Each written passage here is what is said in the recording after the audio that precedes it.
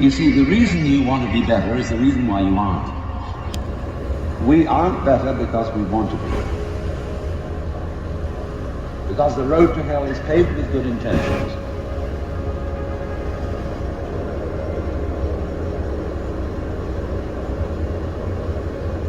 Because all the do-gooders in the world, whether they're doing good for others or doing it for themselves, are troublemakers.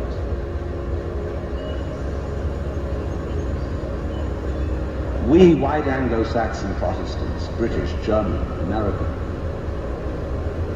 have been on a rampage for the past 100 or more years to improve the world. We have given the benefits of our culture, our religion, our technology to everybody. And we have insisted that they receive the benefits of our culture and even our political styles, our democracy. And having conferred these blessings all over the place, we wonder why everybody hates us. See, because sometimes doing good to others, and even doing good to oneself, is amazingly destructive. Because it's full of conceit. How do you know what's good for other people? How do you know what's good for you? If you say you want to improve, then you ought to know what's good for you. But obviously you don't. Because if you did, you would be improved. So we don't know.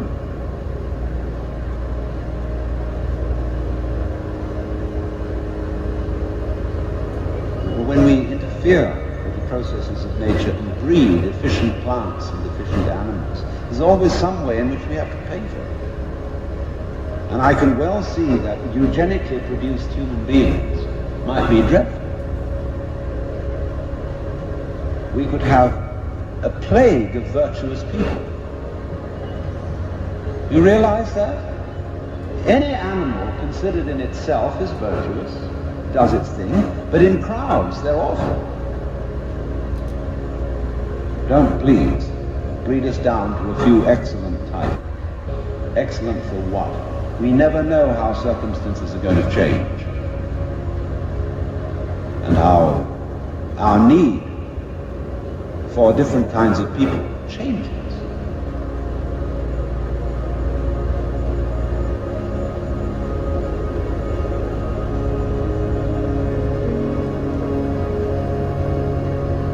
So you see, here again, the problem comes out in genetics.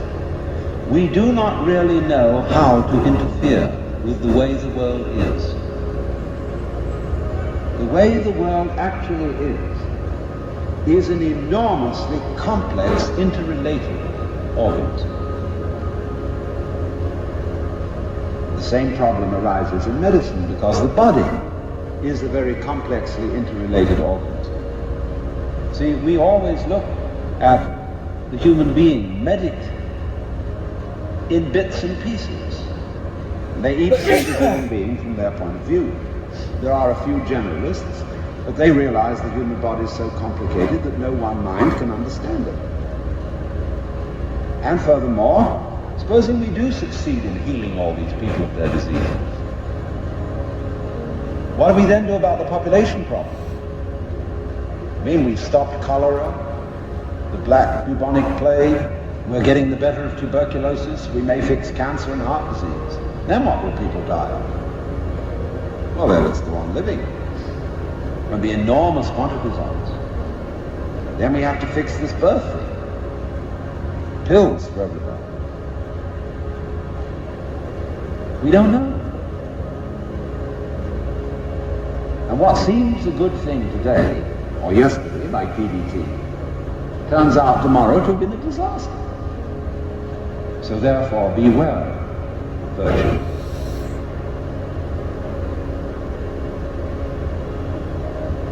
Lao Tzu, the Chinese philosopher, said, the highest virtue is not virtue, and therefore really is virtue. And they usually create trouble. Because more diabolical things are done in the name of righteousness. And be assured that everybody of whatever nationality or political frame of mind or religion always goes to war with a sense of complete rightness. The other side is that our opponents,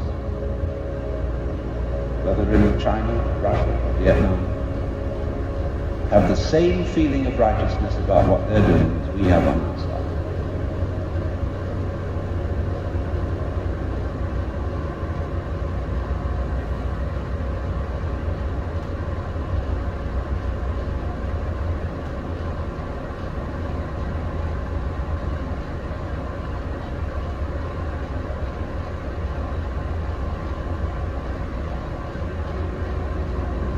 But inferior virtue cannot let go of being virtuous, therefore is not virtue.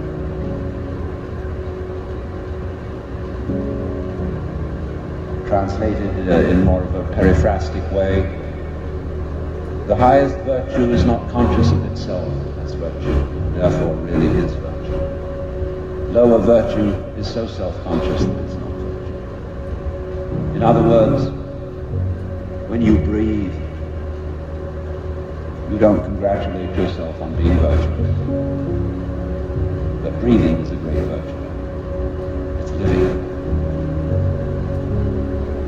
When you come out with beautiful eyes, blue or brown or green as the case may be, you don't congratulate yourself for having grown one of the most fabulous jewels on earth.